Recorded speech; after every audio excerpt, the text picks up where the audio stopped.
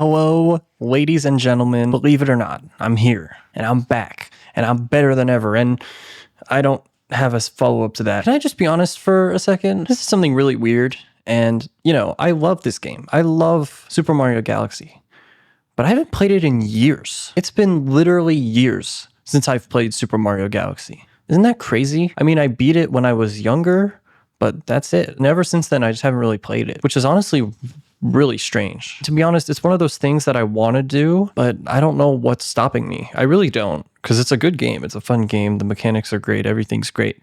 But I just haven't played it in a while. So naturally, I went to see Super Mario Galaxy, the movie. Let's talk about it. Super Mario Galaxy as a movie sounds like a great concept in theory, and it sounds like a fun idea in theory, but the way they executed it was really interesting. And I think it's worth talking about. I mean, it's been out for a few weeks. So just so you know, there might be a few spoilers. If you don't want to see that, you can click off now and then come back when you've seen it to hear my thoughts about it and how I think they could have done it, some things differently, Super Mario Galaxy. I love this game. This game is great. It has a fantastic plotline, amazing galaxies, great stars to find, a whole second mode. It's a wonderful experience, and it's one of those games that's awesome and that has so many cool characters and fun things about it. So this whole movie is very interesting, and I'm not going to go too much into detail about like every single thing that happens, and rather more so like an overview of like how I feel about certain parts of the movie. So I think the first thing to talk about is Toast Arena. Toast Arena in my Mario Galaxy movie. I'm just so confused by this because it makes no sense to have a Kingdom from Mario Odyssey in my Mario Galaxy movie. I just don't know. That part was a little weird, but I think it's cool that they added it, but I don't think they needed to. Now, this movie had a lot of fan service, which is cool, and it was awesome getting to pick out all the references. I loved even the most niche things, like in that scene where they're in the giant question mark block and they're trying to fend off against the ninjas. They play a Mario Wii sound effect.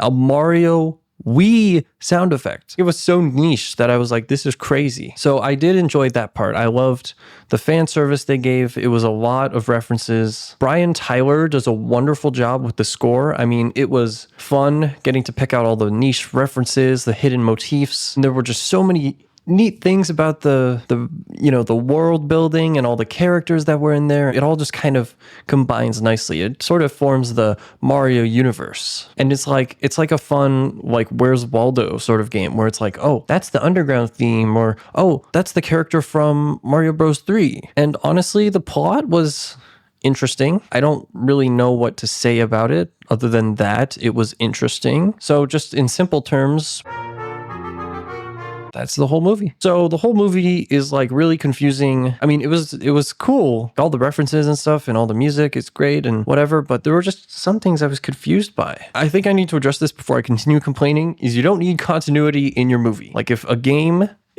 has one thing and then your movie has another, it doesn't have to be the same. It doesn't matter because you're creating a whole separate universe in your movie. Now let's start with this. There is a brief moment, about a 3-second clip, where you can see the SS Annie with Pikmin. You mean to tell me, so what this implies in the movie is that Olimar lives in the same universe as Super Mario. I mean, unless, and there's the possibility that it could be interdimensional time stuff, and you go to the Gateway Galaxy because it like takes you to a bunch of different places across the whole entire universe and the universes of the universe or whatever.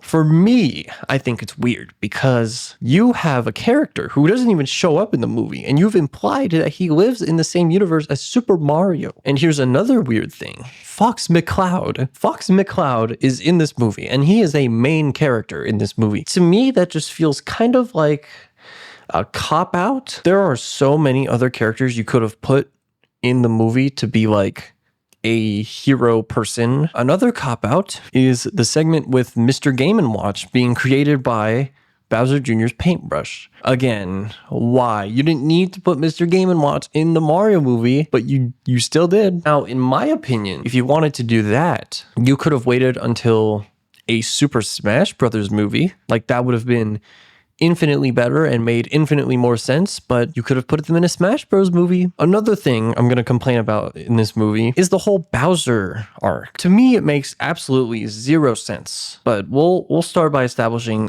what it is, and then my reasoning for why it doesn't make any sense. Bowser starts off as tiny, becomes good friends with Luigi, and he tries to turn over a new leaf, sort of to become a good person towards the Mario Brothers, partially so he can get big, or actually only so he could get big. Then he finally gets big, and he's like, okay, you guys did me a great favor, now I will do you a great favor, and I will sacrifice myself, and I will do slave labor, because that's essentially what it is. He's doing slave labor. I will do slave labor for you guys to go to your goal, the Gateway Galaxy, which is awesome. I mean, that's great. That's good character development from the first movie where he was just straight up evil. And then there's the midpoint where Bowser Jr. is talking to Bowser, and Bowser's like, no, I actually love the Mario Brothers. They're great people. And Bowser Jr.'s like, nah, but they're never gonna be your friends. Like, after Bowser Jr. shoots, there's a scene right before that happens where the Mario Brothers get shot by Bowser Jr. and they get taken out, like their spaceship is like gone. And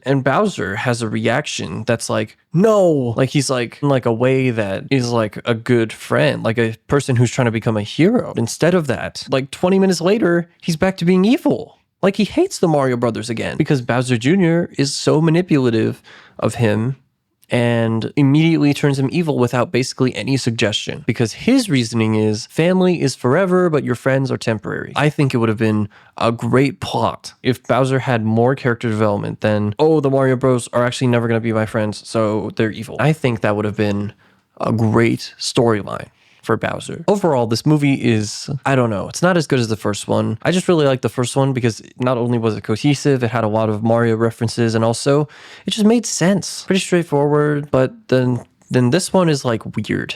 Like, the plot line is different. Like, it makes sense for a Mario, but it doesn't make sense for people who don't really understand the concept of Mario. Whereas the other one is like, it's just a good family movie. So I don't know how to feel. And also the fact that Rosalina got like 0 screen time still makes me mad. I wish she would have had a bigger impact because she's literally the star person. Anyway, that's all I have to say. I have more video ideas. I've been taking a creative break. Now I think I'm ready. Subscribe. I'll be back in 2 weeks for more stuff. So that's it. I'll catch you guys later. Peace out.